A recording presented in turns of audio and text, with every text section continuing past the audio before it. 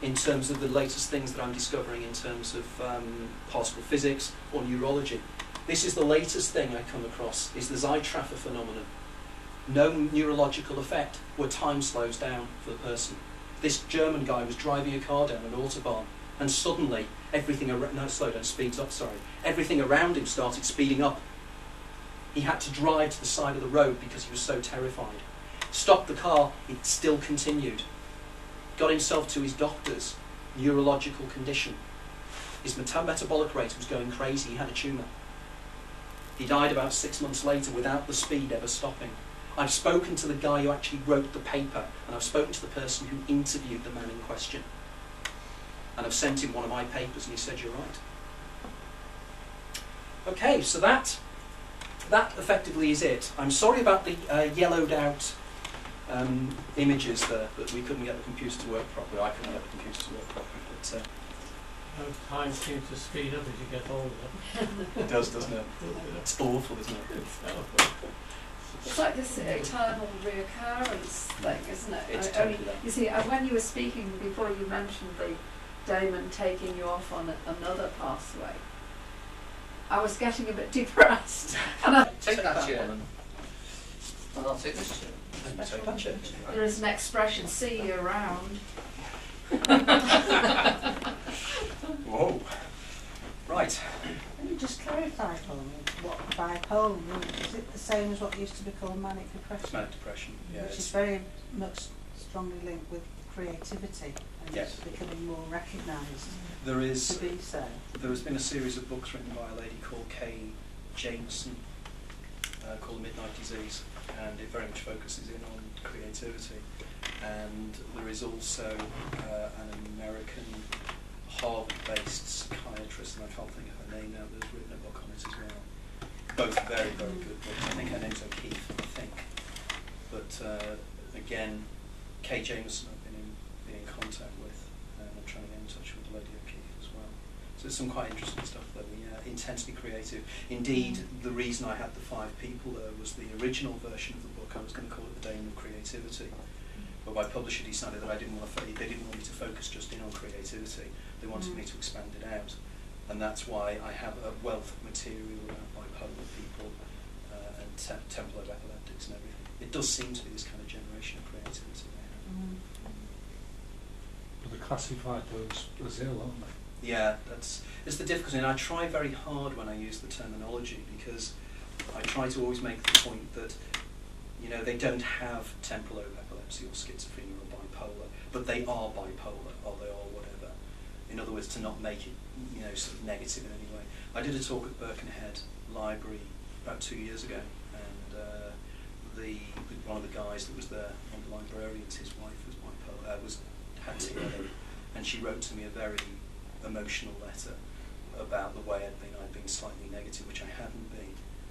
But she very much said, you know, it's not an illness as far as I'm concerned. It's something that affects me, but it's not an illness I have, which I think quite appreciate. I think that's an important part of what you're doing, whether or not we agree with the minutiae, but the fact that you're talking about people with various, or in various states of being, and not classifying them as being ill, but there's, in fact, in terms of humanity, there's a whole spectrum of states of being to being, and different people have different experiences, and in that sense you're evening things out and valuing people for what they have to offer and the state of being they're in, and not just writing them off. It was fascinating.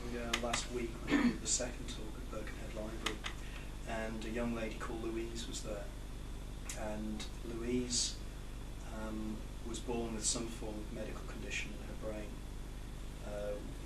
and I'm not sure whether they'd taken parts of her brain or not, but she was electively dumb until she was 15, and she was, because myself and Ed, who you know, you've met Ed, we met her together with the producer from City Talk Radio, and I did an interview with the producer that was quite fascinating with Thursday, and she came along.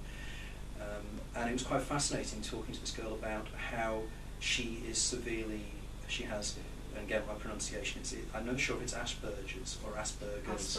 It's a hard G, is it? And she has severe Asperger's. And what's interesting is being female rather than male, because the majority tend to be male.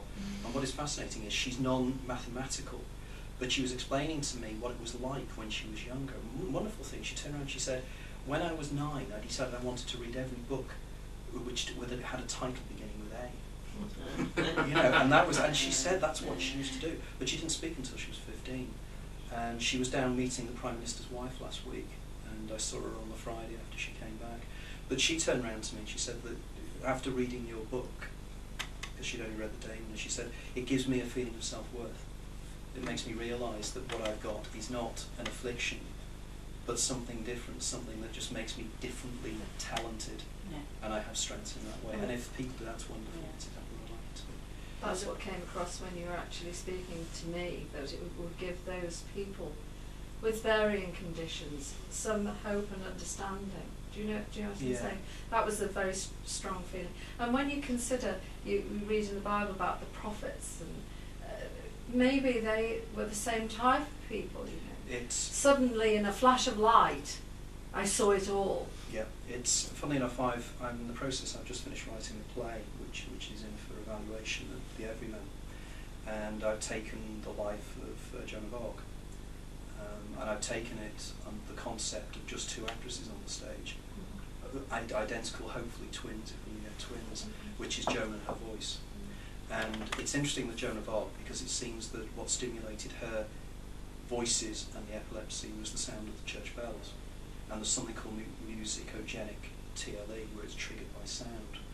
Now also, it's a very valid point you're making there, because it's long been considered that epilepsy was called the diviner's disease. And for instance, a lot of historical characters, particularly hyper-religious people, because I think it's Gershwin's syndrome, Waxman-Gershwin, which is hyper-religiosity. And again, it's a flash of light. It's like Paul on the road to Damascus. If you interpret what happened to Paul, it sounds like a classical TLE absence. So no, there's a lot of that. There's been quite a few books written on this, and if you read even people like Jakob Bohm and individuals You can like get that. past the first few pages. Yes, I've never read it first You in original source. I mean, it's interesting that, apparently St. Paul only had 1 TLA experience, if you're postulating that it Yes. is. I'm not, why did he only have 1? Yeah, it's an interesting point, and a valid one. I don't know. But could it be that that was the only one that was recorded? You know, could it be that that was the major experience? Because there is occasions, and I would need to check this up, but sometimes people do only have 1 really big seizure, and then they have petit mal ones afterwards. Now, effectively, when somebody has, well, petit mal is not the correct term anymore, I don't think, but just absences, you know, they're not even necessarily aware they've had the absence. So therefore, he may not have been aware. There's a possibility. There's a guy called Ozzy Temkin that I think wrote the book Before Good Sickness, and that is just full of gems from history of people who are religious. In the book, there is a chapter on religious leaders, and I cite 3 or 4 examples, and the founder of the Seventh-day Adventists, I have a section on her, because she was clearly epileptic. Swedenborg, I think, there was elements of there with Swedenborg as well. And all these people just seem to have this. I think Swedenborg rather enjoyed hypoxia. Interesting. Because he was reported Holding your breath, with Blake to get sexual excitement through overbreathing. Oh, right. Oh, hyper or hyper? No, hypo. Hypoxia. Hypoxia. So that's underbreathing. Yeah. not When you overbreathe and you blow out the oxygen. over- Right. Yeah, that's interesting in itself, isn't it? I always thought Swedenborg's an interesting character, I think. It's completely more interesting than I realised. But interesting, when you said only St. Paul only had it once, I think there is another reference from having sort of an epileptic experience later on when he's in prison.